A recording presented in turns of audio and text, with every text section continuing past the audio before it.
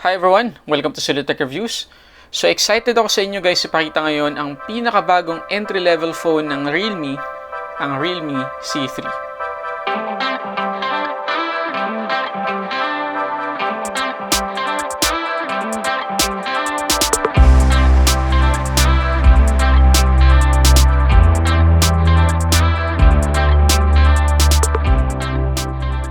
Kagaya na makikita nyo, yellow yung box ng Realme C3 as always. Manipis lang yung box compared sa ibang phones ng Realme ngayon. At sa likod, makikita naman natin yung basic specs ng C3. At ang bubuksan natin ngayong kulay ay itong frozen blue. Pag open natin ng box, makikita natin yung document sleeve na meron text na, "Hey, welcome to Realme family."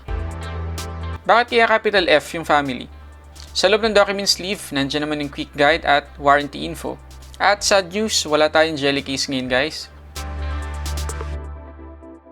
Okay, ito yung phone.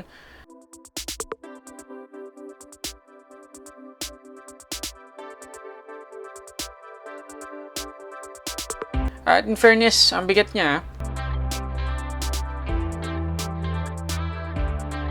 Mamaya na natin tanggalin itong plastic. Sa ilalim, meron tayong makikitang micro USB cable. At yung kanyang 10 watt na charger. Okay, tanggalin natin yung balot ng Realme C3.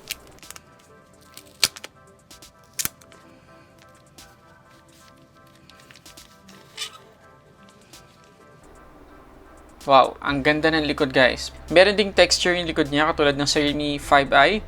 At anti-fingerprint din yung design niya kaya masarap hawakan. At maganda yung grip. Meron din siyang sunrise design. Parang yung sa Realme 5i. Pero ito, nasa taas naman yung location. Okay, pag-usapan natin ng specs ng Realme C3. Sa body, yung harap niya guys ay protected ng Corning Gorilla Glass 3. Yung likod naman ay plastic. Tapos yung frame niya ay plastic din. At bukod dito sa frozen blue, meron pa silang blazing red na kulay. At yung body ng Realme C3 ay splash proof na rin. Pagdating sa display, meron tayong 6.5 inches IPS LCD HD Plus display na merong 720 by 1560 pixels at meron 270 ppi. At maliwanag din yung display ng Realme C3 dahil meron siyang 480 nits maximum brightness. Pagdating sa operating system tsaka sa chipset, meron siyang Realme UI 1.0 which is excited ako guys na pag-usapan natin pero mamaya na yun. At naka-Android 10 na rin siya out of the box. Sa chipset, meron siyang MediaTek Helio G70 12nm na merong Mali G52 na GPU. Pagdating sa variants tsaka sa memory niya, meron siyang dalawang 32GB na variant, yung isa 2GB of RAM, yung isa naman 3GB of RAM which is yung nire-review natin ngayon. At yung pinakasagad naman na variant niya ay yung 64GB na internal storage na merong 4GB of RAM. Pagdating sa camera, meron siyang triple camera setup. Yung main shooter ay 12 megapixels na merong 1.8 aperture. Meron din siyang macro camera na 2 megapixels. Meron din siyang 2 megapixels na merong 2.4 aperture na depth sensor. At yung kanyang camera ay kayang mag-shoot ng 1080p at 30 frames per second. Sa selfie camera, meron tayong 5 megapixels na merong 2.4 aperture. At panghuli guys, sa battery, meron tayong 5,000 mAh na battery na capable sa 10 watts na charging. Okay, una nating pag-usapan guys ay yung dalawang first dito sa Realme C3. Yung unang first niya ay ito yung first Realme phone na naka-Realme UI out of the box. At sobrang good news niyan dahil nasanay tayo sa ColorOS sa mga Realme phones. Plus, naka-Android 10 na rin siya, kaya super sulit na niya pagdating pa lang dito sa operating system. Mamaya pag-usapan pa natin yung Realme UI. At second, na first niya ay ito yung first phone dito sa Philippines na naka-MediaTek G70 processor. Okay, pag-usapan natin yung Realme UI. Okay, isa lang masasabi ko nung na-experience ko ang Realme UI dito sa Realme C3. May nanalo na. Imagine this. Pagsamahin mo yung MIUI, yung One UI ng Samsung, plus stock Android, yan ang Realme UI. Ganon siya kaganda guys. Bigyan ko kayo na ilang sample improvements dito sa Realme UI na nakita ko. Number 1, meron na tayong dark mode. At hindi lang siya basta dark mode na i-enable mo kung kailan mo gusto. Kasi pwede mo siyang i-schedule At pwede mo ring iset na may enable yung dark mode from sunset to sunrise.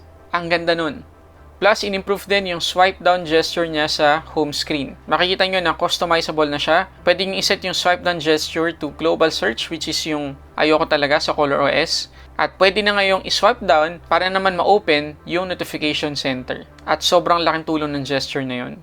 Pwede ka na rin mag-set ng icon style ngayon. Pwedeng default na circle lang yung icons. Pwedeng material style, pebble, at pwede mong i-custom. Depende sa kung anong gusto mong size at shape. At ito pa, meron na rin siyang swipe gestures. Yung mala iOS na guys, yung gesture niya. Isang swipe para bumalik ka sa home. Swipe and hold para sa recent apps. At swipe left or right para naman sa back or previous page. At lastly guys, dito sa Realme UI, para siya naka-stack Android. Super smooth yung animation at napakabilis ng performance kumpara natin sa ColorOS. Sa ngayon, itong Realme UI ang pinakapaborito kong Android OS. Period. Doon tayo sa performance.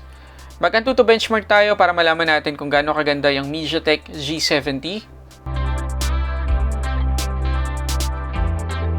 Total score natin guys, 179,478 watt. Uulitin ko lang guys itong nire-review natin ngayon ay naka 3GB of RAM lang. So talagang entry level lang siya kung tutuusin. Pero kita nyo naman guys yung Antutu score niya. Mas malaki pa sa mga nire-review natin recently.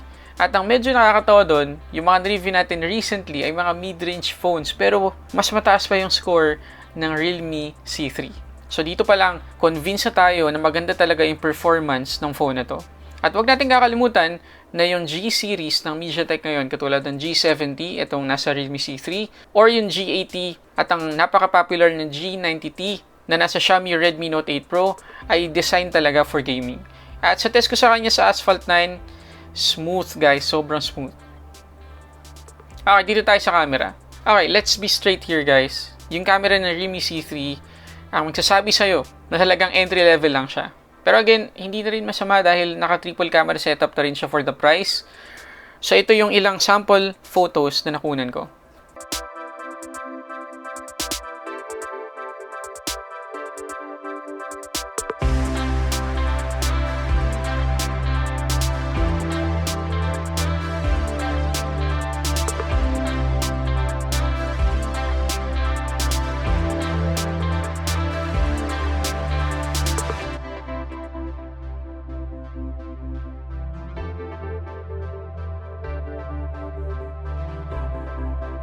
Doon tayo sa pricing. Yung official price ng Realme C3 ay to be announced sa March 5, 2020. So, next week na yan. So, abangan natin yung official price ng Realme C3 at sa March 5 ko na rin ipapakita guys yung full review dito sa phone na to. Pero sa ngayon, pwede naman tayo mag-guess ng price base dun sa specs na napag-usapan na natin mula pa kanina. So, please comment down below kung magkano sa tingin nyo itong Realme C3. Okay, mauuna na ako. Para sa akin, ang price ng 3GB of RAM, 32GB of internal storage na variant niya ay 4,999 pesos or 4,990 pesos. Para lang sa akin yun. Yun lang yung guess ko sa price ng Realme C3. Okay, so ano masasabi natin as first impression dito sa Realme C3? Sa totoo lang, ang layo na ng narating ng Realme mula nang mag-start sila dito sa Philippines. Palagi nila tayong binibigyan ng mga phones na magandang specs, pero hindi masakit sa bulsa. At isa na namang patunay ang Realme C3 sa magandang tinatahak ng Realme ngayon. Para sa akin, game changer ang Realme C3 when it comes to overall performance nito. As in, guys, ginulat ako ng phone na to. Masasabi ko na ang ibig sabihin ng C3 ay cheapest chipset champ. So yun lang muna guys, maraming salamat sa panonood. Sana nakatulong tong video na to. Kung nakatulong, please hit the like button below at mag-comment na rin kayo. Plus, syempre, mag-subscribe na rin kayo guys at i-click nyo yung notification bell para ma-notify kayo kapag uploaded na yung full review natin sa Realme C3. So yun muna, maraming salamat. Para sa samot-saring unboxing and reviews, this is Sulit Tech Reviews.